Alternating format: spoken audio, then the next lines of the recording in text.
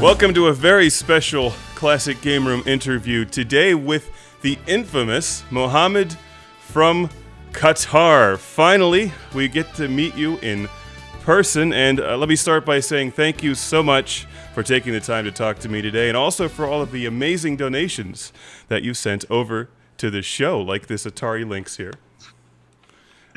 among many other great things. And this is just going to be an informal interview. I figured we could just sit back and BS about games. Yeah, no problem. Thank you very much, Mark. I'm glad to be on the show. Hi, CGR fans. Finally saw Mohammed from Qatar. Are video games popular over there? Yeah, it's very popular.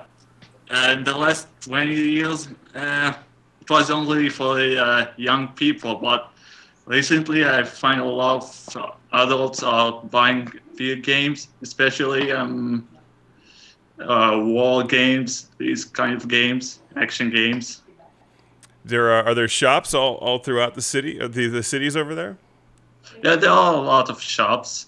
You might find not a lot of them sell classic games, so it's a bit difficult for me or any other retro gamers here. Yeah, we got to talk about your history in video games. As you look to be about in your mid-20s, I would assume. Yes. And what was your first game console? And I'm willing to bet it had something to do with Sega. Yeah, it's Sega, right? It was Sega SMS. The Sega Master System. Master System, yeah. It was my first video game console, but I didn't play it a lot. I just waited for the new Sega Genesis as well. Oh, yeah. And also, I got the the NES, but the Japanese version. The Famicom.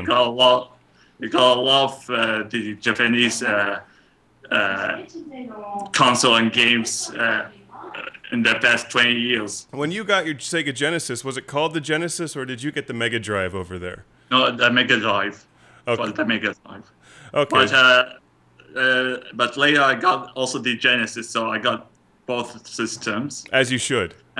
Yes.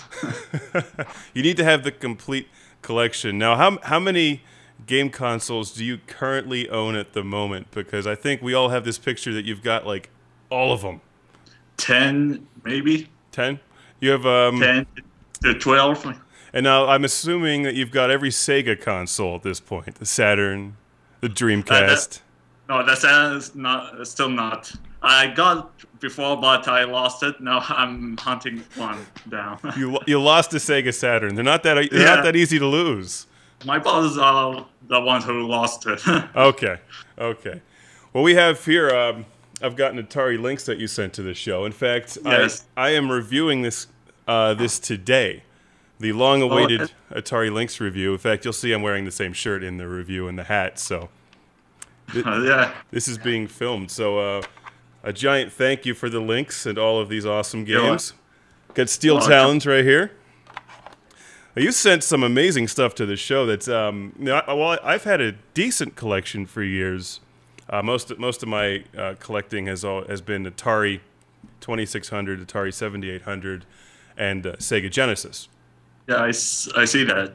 So I've always had a nice Genesis and Atari collection, but you really helped the show out immensely by hooking us up with the Panasonic 3DO, first of all. 3DO, yeah. So a huge thank you to that, because you went to a lot of trouble to get a working 3DO over here. Mohammed originally sent, I forget the model numbers, but you sent the older one that arrived and it didn't work. I think it was the FX10 model. Yes, and I took that to actually one of our a CD repair shop nearby, and they looked at me like I had three heads. And we're like, nobody's ever brought one of these in, and we there's no way we're going to find parts for this thing. So I bought one of those on eBay that came with a pile of games, and it didn't work. So I'm sitting there with two broken Panasonic 3DOs, and you were gracious enough to send us another one of the newer models that does work, and that's the one that that's the one that I currently use to review all of our Panasonic 3DO games, and there are more 3DO reviews coming. And Yes. you also sent a giant box, a pile of games, and I have a pile of games. I think they got knocked together in this cupboard I put them in. So now I have no idea whose game, they're all like mixed together. So you just get credit for all of the Panasonic 3DO game reviews. Oh, thank you. And the Bandai, not one, but two Bandai Wonder Swans. You sent us Yes. the black and white version and the Bandai Swan Crystal. Yes. But your true passion, I believe, is in Klonoa games. Yes, that's true. Yeah. In fact, I got a Klonoa Vault toy that I bought for $600 US. It was really rare to find one, at least. Wow. Yeah, Now that must be highly collectible then. yeah, it's highly collectible. And we've also got something else here that's collectible. It's Wind Squid Yeah. that you actually made. You had this made. Yeah. This was made by my company. Check out that wind. This is great, and you based this off of the original Yeah. Wind Squid that I did with the animated shooter one.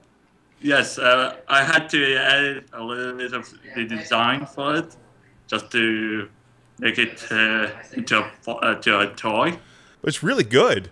Like this is. That's good. I gave him no instruction on this. You did this all on your own, and you got like the squid tentacles and everything just right, and it says "All Hail." Can you see that there? It says "All Hail Lord Carnage" on the side. It's got my name. Thank you. I love this, and I have it. You think you can see our set back there? We have a new set. Actually, I see it. This is a temporary set. We're in a space station.